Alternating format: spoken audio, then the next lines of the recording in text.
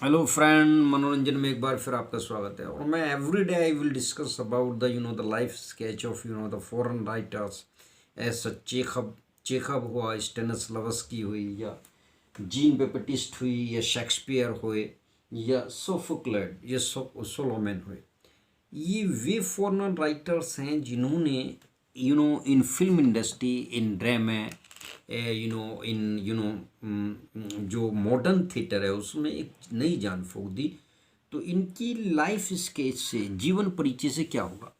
देखिए, इनकी जीवन परिचय से नई सोच, नई थॉट्स इजाद होती है। वो कैसा सोचते थे, कैसा उनके आइडियाज आते थे, क्या वो चलता था, क्या उनके अंदर इजाद होती थी चीज़ें, वो उनके अंदर बहुत देखने को मिलता है। जैसे चेखव थे, इनका जन्म 1860 में हुआ था। ये अमेरिका के रहने वाले थे।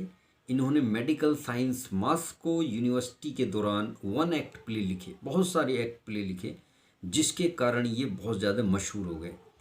जिसके हास्य नाटक, इनके बहुत सारे हास्य नाटक थे। 2 बियर 1888 में, द प्रपोजल 1889 में, बोर्डिंग। इसके बाद इन्होंने फुल एक्ट और फुल लेंथ प्ले भी लिखे। 1901 में इन्होंने थ्री सिस्टर, चेरी का बगीचा, मॉस्को आर्ट थिएटर में बहुत खेला और इनका ये बहुत ज़्यादा सराहनीय भी रहा। इबोनो, थ्री सिस्टर और चेरी का बगीचा, ये मैंने बहुत अच्छा प्ले है और मैंने किया भी था। One I perform the this 1 act जो इसका था। भाई और बहनों, हाथ जोड़ता हूँ, 1 मिनट शांत रहिएगा, मेरा सर चकरा रहा है, मुझसे बोला नहीं जा रहा है। मैंने मैंने मैंने उस चेरी के बगीचे को खरीद लिया है। दरगनार पहले से ही डेरा डाले था, उसके पास सिर्फ 5,000 रूबियाल थे और मैंने बढ़ चढ़ कर बोली लगाई। इस तरीके का डायलॉग्स था और बहुत लंबा डायलॉग्स है, फुल लेंथ प्ले के डायलॉग्स हैं। तो उन डायलॉग्स में क्या होता है कि जो एक्टर होता है, अगर वो he will not deserve the the strength of capacity of the dialogues, तो he will not fulfill the dialogues, वो पूरा उसको कैचअप नहीं कर पाता। तो इनके 3 मुख्य प्ले बहुत ज़्यादा फेमस हुए। इबेनो, थ्री सिस्टर, चेरी का बगीचा 1904 में लिखा गया था। थ्री सिस्टर 1901 में लिखा गया और इस थ्री सिस्टर पे फिल्म भी बन चुकी है। वेस्टर्न राइटर थे यूजन ग्रोतोवस्की क्या थे? ये पोलैंड के रहने वाले थे। इन्होंने पुअर थिएटर पर बुक लिखी। पुअर थिएटर मीन्स गरीब थिएटर। अकॉर्डिंग टू हिम, इनके अनुसार अभिनय इसमें यज्ञ है,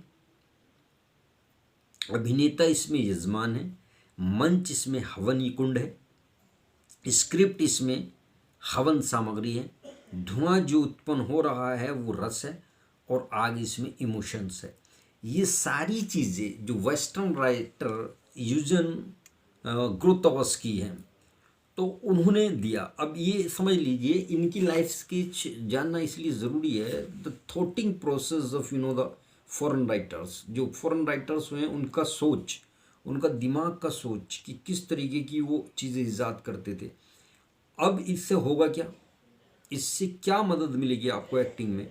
तो जो लाइफ आप पढ़ते हैं, उनकी लाइफ हिस्ट्री पढ़ते हैं, जो उनकी प्लेज हैं, जैसे चेरी का बगीचा है या आप ये थ्री सिस्टर्स हैं, जब इन प्लो को आप करेंगे, या घोस्ट है, और बहुत सारे प्लेज हैं फॉरेन राइटर के, तो उन प्लो को करने के बाद, उन नुक्कड़ नाटकों को, उन बड़े बड़े प्लो को करने के बाद आपके अंदर एक ताकत आ जाएगी। And you can win, you can play in front of camera to Hollywood and Bollywood both.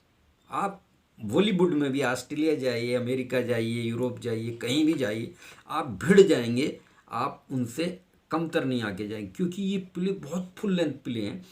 4-4, 5-5, 10-10 page के डायलॉग्स हैं। 10 पेज का डायलॉग्स को मतलब समझे कि you are continuously speak to 15-30-1 hour. एक डायलॉग है, 1 घंटे आपको बोलना है। तो आपकी जो स्पीच है, ब्रीथिंग स्पीच है, जो सांस की शक्ति है, एक्सप्रेशन है, gesture, posture, body language, expression, tongues clearance, everything go is excellent. तो वो उस वक्त आपको, जो धुरंधर एक्टर होगा, उसके सामने टिकने में, जो जैसे टाइटेनिक का हीरो है या और बड़े बड़े, वो तो बहुत ही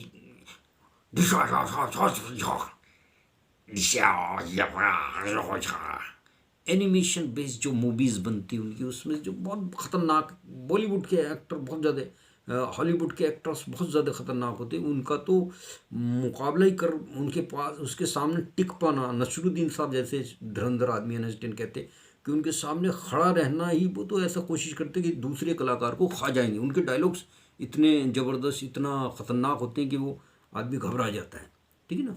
तो ये तब पॉसिबल है जब आप उस रेंज में वहाँ पहुँच जाए जो मैं बता रहा हूँ। अगर ये आप कवर कर लेते, लेकिन इतना आसान नहीं है, 3-4 साल का कोर्स है, फिर आपकी अपनी स्टेमिना है, अपनी स्ट्रेंथ है। वीडियो लंबी हो रही, नहीं तो फिर 1 घंटा बोलता, फिर अपलोड नहीं होगी। इसके बाद एक वीडियो और बनाऊंगा। और प्लीज़ वीडियो को लाइक कीजिए, शेयर कीजिए, सब्सक्राइब कीजिए, और शेयर करने के बाद ये वीडियो को बार बार रिपीट करके दीजिए। Thank you so much.